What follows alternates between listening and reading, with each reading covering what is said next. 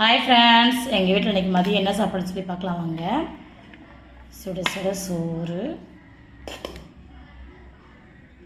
பாருங்கள்.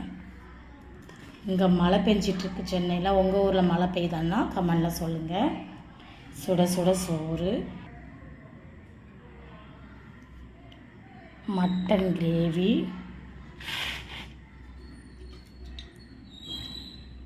ரசம், தக்காளி ரசம். உங்கள் வீட்டில் என்ன சாப்பாடுன்னு சொல்லி இன்றைக்கி கமெண்ட் பண்ணுங்கள்.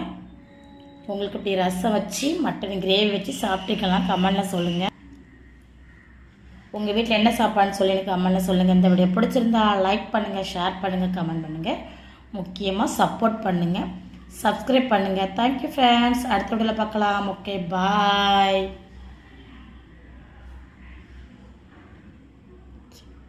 கொஞ்சம் வச்சு